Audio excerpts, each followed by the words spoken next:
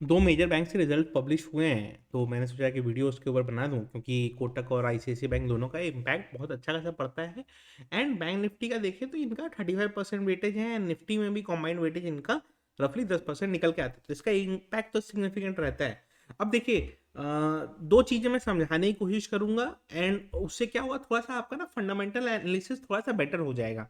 पहला चीज़ ये समझिए कि पी रेशियो जो आप नॉर्मली जानते हैं, तो वो एक सेगमेंट का या सेक्टर का या एक कंपनी का होता है।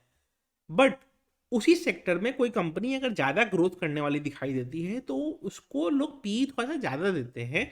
क्यों? क्योंकि वहां पे लोग पेग रेशियो कैलकुलेट करते हैं, पी बाई ग्रोथ रेशियो, कि अगर वो कंपनी ज़्यादा ग्रो कर सकती है तो हम उसको ज़्यादा वैल्यूएशन देंगे कंपेयर टू जो कंपनी कम ग्रो कर सकती है। अभी प्रॉब्लम कहाँ पे आई है कि हमारे यहाँ स्लो डाउन हर जगह हर सेगमेंट में दिखाई दे रहा है। अभी आईसीआईसी बैंक एंड कोटक का रिजल्ट अभी डिस्कस करेंगे। दोनों के स्टॉक में ऊपर से बहुत पिटाई हुई है, तो जिनको रिजल्ट्स पहले से पता थे उन्होंने इसको अच्छा से नीचे ये लेके चले आए हैं। क्यों? क्योंकि रिजल्ट में क्लियरली दिखाई दे रहा है कि स्लो डाउन तो है।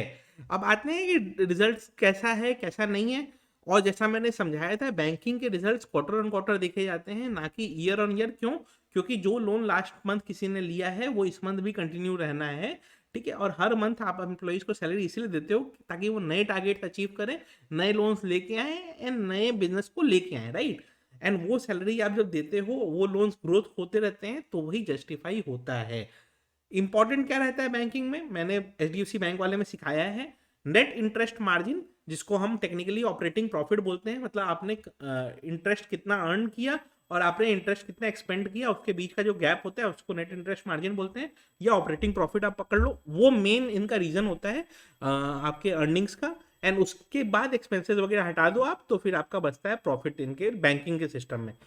वो सबसे ज़्यादा इंपॉर्टेंट होता है। अब इन दोनों के रिजल्ट्स पे हम आते हैं, एंड इन दोनों का रिजल्ट्स हम देखते हैं।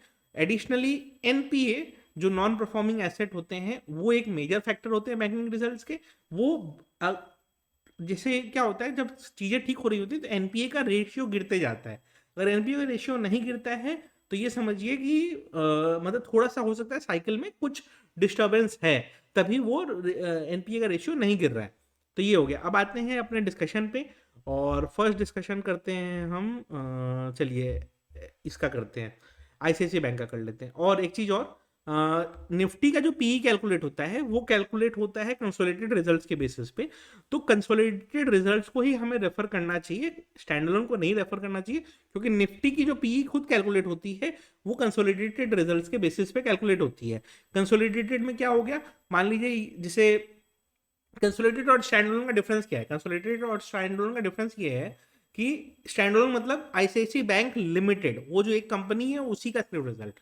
एंड आईसीआईसी बैंक लिमिटेड के 10 सब्सिडरी हो सकती है, 10 अलग अलग बिजनेस हो सकते हैं, सबका क्रॉस सेलिंग होता ही है। जितना आप बैंक में जाओगे तो वो आपको इंश्योरेंस भी बेचेंगे, वो आपको बोलेंगे सर ब्रोकिंग में हमारा अकाउंट भी खोल लो आप, हर जगह वो करेंगे, वो क्रॉस सेलिंग जिसको बोलते हैं हम।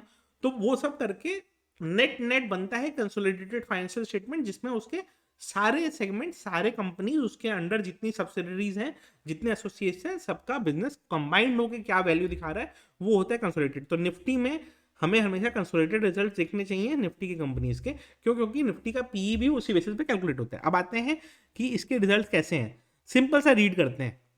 Total income 47,860 crore, last quarter कितना था 45,178 करोड़।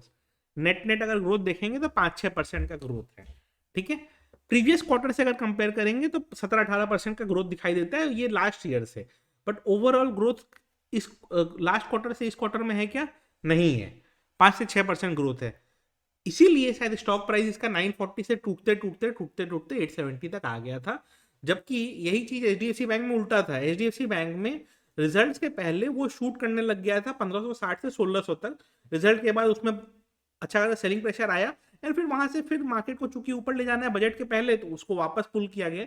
बट यहाँ पे क्या है, स्टॉक प्राइसेस ऑलरेडी 940 से गिरते गिरते गिरते गिरते 870 पे आगे करे हैं।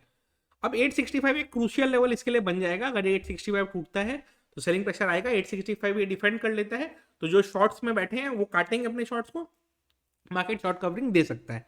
तो यहाँ पे क्या हुआ, इनकम वाइज आपका इनकम 5 से 6% ही बढ़ा है, बहुत ज़्यादा नहीं बढ़ा है। ऑपरेटिंग प्रॉफिट अगर देखें, क्योंकि एक्सपेंडिचर, लेकिन देखिए इनकम नहीं बढ़ा है, एक्सपेंडिचर में इन्होंने वेल मैनेज किया है, ठीक है, और उसके कारण ऑपरेटिंग प्रॉफिट में इनका ग्रोथ अच्छा खासा आया है। रफली इनका ऑपरेटिंग प्रॉफिट, जिसको नेट इंटरेस्ट मार्जिन भी आप बोल सकते हैं, although net interest margin calculate करने का तरीका थोड़ा सा डिफरेंट है यहाँ जो नंबर है, बट मोटा मोटी आप ऑपरेटिंग प्रॉफिट को ही उसके हिसाब से कोरिलेट करिए। तो यहाँ ऑपरेटिंग प्रॉफिट में ग्रोथ रफली इनका, हम कह सकते हैं कि 10% ग्रोथ, 10 से 12% ग्रोथ दिखाई दे रहा है।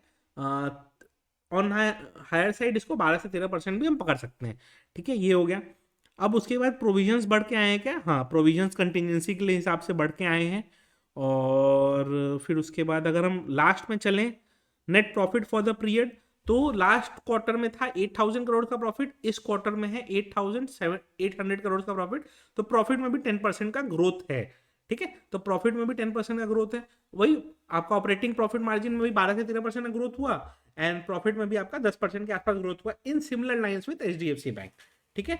और अगर लास्ट क्वार्टर से, मतलब लास्ट टू लास्ट ईयर से कंपेयर करें, sorry same period last year से कंपेयर करें, तो बहुत ज़्यादा प्रॉफिट बढ़ के आया है, लेकिन लास्ट क्वार्टर से आपका रफली 10% के आसपास प्रॉफिट ग्रोथ है। तो ये हो गया उसमें। अब आते हैं सेगमेंट के डिटेल उसमें। तो देखिए इनका ना, अगर बिजनेस वाइज देखेंगे तो इंश्योरेंस बिजनेस ऑलमोस्ट फ्लैट है, ठीक है। ट्रेजरी ऑपरेशन में इनका भी 2,000 करोड़ का रेवेन्यू बढ़ा है, मतलब कि जो यहाँ पे 2,000 करोड़ 2,600 करोड़ का डिफरेंस है, इसमें 2,000 करोड़ सिर्फ ट्रेजरी के कारण है, जो कि उनका भी था, एचडीएफसी बैंक में भी ऐसा ही था, ट्रेजरी के कारण ही उनका बिजनेस बढ़ के आया था। बाकी अगर आप देखेंगे तो retail banking almost similar lines पे है, थोड़ा सा ग्रोथ है उसमें, कितना हो गया, 4 से 5% हुआ। एंड होलसेल बैंकिंग में ग्रोथ है, होलसेल बैंकिंग में वही 20% के आसपास ग्रोथ है।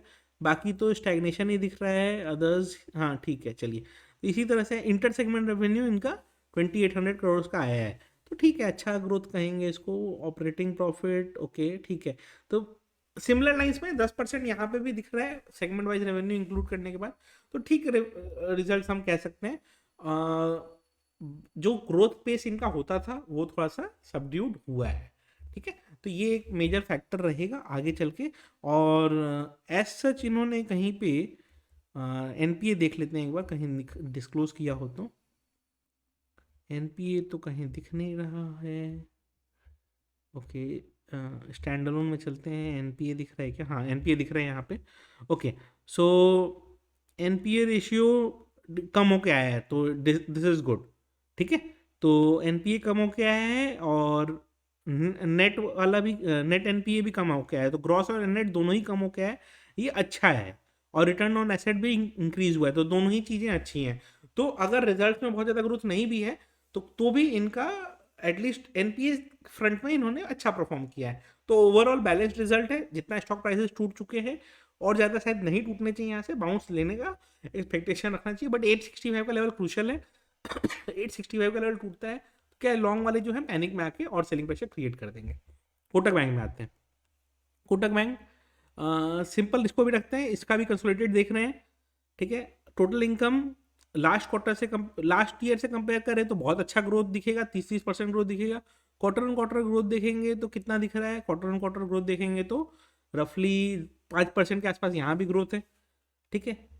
एक्सपेंसेस में इन्होंने भी मैनेज किया है अच्छा खासा, मतलब एम्प्लॉयज़ की सैलरी ज़्यादा नहीं बढ़ाई है, ठीक है, कोई बात नहीं, वो तो आजकल एम्प्लॉयज़ और सस्ते में मिल जाएंगे। एनीवेज, तो क्या है, हाँ एक्सपेंडिचर ठीक है, मैनेजेबल है। हाँ, तो अब ऑपरेटिंग प्रॉफिट ग्रोथ अगर देखें लास्ट क्वार्टर से कंपेयर करेंगे तो ऑपरेटिंग प्रॉफिट ग्रोथ कितना दिखाई दे रहा है? ऑलमोस्ट 10% प्रॉफिट ग्रोथ दिखाई दे रहा है। But same period last year से कंपेयर करेंगे तो प्रॉफिट ग्रोथ बहुत ज़्यादा दिखाई देगा, वो रफली आपका 26-25% दिखाई दे रहा है। तो मेरे हिसाब से अभी भी यहाँ पे इनका प्रॉफिट में अच्छा खासा ग्रोथ दिखाई दे रहा है, और नेट प्रॉफिट में भी सिमिलर लाइंस पे 10% ग्रोथ आपका दिखाई दे रहा है, और सेम पीरियड लास्ट ईयर से कंपेयर करें तो बहुत ज़्यादा ग्रोथ है। तो मतलब रेवेन्यू में 5% के आसपास ग्रोथ मान लीजिए, एंड प्रॉफिट में 10% के आसपास ग्रोथ है, तो ठीक है, मतलब कोई ख़राब चीज़ नहीं है यहाँ पे, ठीक ही है एक तरह से। आते हैं एनपीए रेशियो में। एनपीए रेशियो इनका भी इंप्रूव हुआ है, 1.91 एंड 0.48, तो ठीक है, एनपीए में यहाँ पे भी इंप्रूवमेंट है। तो ऑल्दो वहाँ पे कमी हो, बस एक ही कंसर्निंग है, कैपिटल एडुकेशन कम हो रहा है यार। अच्छा, इसी कारण शायद इसका स्टॉक ज़्यादा गिर रहा है कंपेयर टू आपके बाकी सब स्टॉक से। इसमें कंसिस्टेंटली डिक्लाइन था, क्योंकि अब समझ में आ रहा है क्योंकि इसके कैपिटल एडुकेसी ना काफ़ी कम होके आई है। एनीवेज मार्केट को उससे बहुत ज़्यादा फर्क शायद ना पड़े क्योंकि ये मैनेज कर लेंगे। एनपीए देख लिया हमने, तो एनपीए में अच्छा खासा इंप्रूवमेंट है। तो ऑल्दो रिजल्ट्स बहुत ज़्यादा फास्ट नहीं ग्रो करे हैं, बट एनपीए इन्होंने मैनेज किया है अच्छे से। और कुछ दिख रहा है क्या? और कोई इंपॉर्टेंट चीज़ है नहीं। अब इनका देखिए, आप अगर बिजनेस ऑपरेशंस का डिवीजन देखेंगे तो ट्रेजरी में इनका भी थोड़ा सा बढ़ के आया है, रिटेल बैंकिंग इनका भी ग्रो किया है, होलसेल बैंकिंग ग्रो किया है, छोटा मोटा चीज़ जितना है ओके वो सब। हाँ अच्छा, हाँ ठीक है। तो बाकी जगह में उतना नहीं है, इंश्योरेंस में तो इनका बिजनेस और कम हुआ है। ठीक है। ओके ठीक है। तो ओवरऑल इसके रिजल्ट्स को भी हम अच्छा ही कहेंगे। हाँ बस यही कंसर्न है कि कैपिटल एडुकेसी थोड़ा सा कम हो गया है और ग्रोथ थोड़ा सा स्लो डाउन हुआ है। तो अगर ग्रोथ स्लो डाउन तो इंडिया में ऑलमोस्ट हर कंपनी में ही हुआ है, कोई कंपनी इसकी एक्सेप्शन नहीं है। इवन रिलायंस में भी दिखाई दे रहा है ग्रोथ स्लो डाउन है। तो हर जगह ही अगर ग्रोथ स्लो डाउन है तो बहुत तोड़ू फोड़ू तो रिजल्ट होगा नहीं। एंड प्रॉब्लम कहाँ पे आती है कि ग्रोथ अगर स्लो डाउन है अब लास्ट क्वार्टर में ही, आगे तो सिचुएशन और खराब है। यहीं पे सबसे बड़ा कंसर्न है। और इसीलिए कोई मेरे से अगर पूछेगा इन लेवल्स पे इन्वेस्टिंग, तो देखिए मार्केट अभी इसके स्टॉक प्राइस का कोई भी रिएक्शन दे सकता है, बट इन वैल्यूएशंस पे अभी भी ये महंगे ही हैं। अभी इनको अवॉइड ही करना चाहिए। मार्केट का रिएक्शन देख लेने दीजिए, बजट आ जाए उसके बाद देखेंगे स्टॉक इन्वेस्टिंग किस हिसाब से करनी है, किस हिसाब से नहीं करनी है। वीडियो अच्छी लगी हो तो लाइक कर दीजिएगा।